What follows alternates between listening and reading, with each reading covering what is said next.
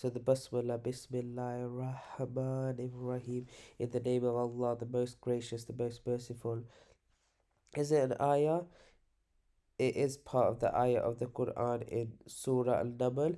It's a separate ayah of every surah in the Quran to mark the beginning of the surah, but it's not counted as part of the number of ayahs of that surah. The only difference of opinion is in Surah Fatiha. Some scholars count Bismillah Rahman Rahim as the first ayat.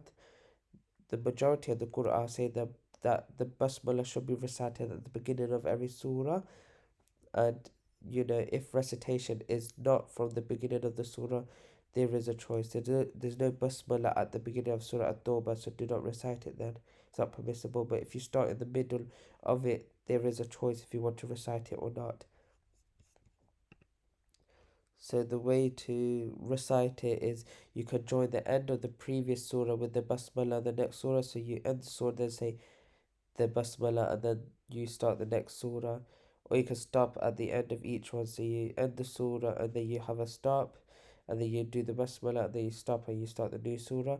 Or you stop at the end of the surah and join the basmala with the new surah as shown.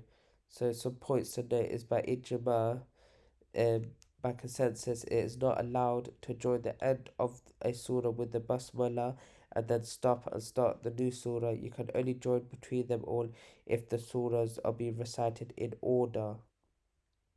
Only then it's permissible. This is where I'm going to conclude the video. Leave you here. Fi manillah. Wa sallallahu wa baraka ala nabina Muhammad. Astaghfirullah. Assalamu alaikum wa rahmatullahi wa barakatuh.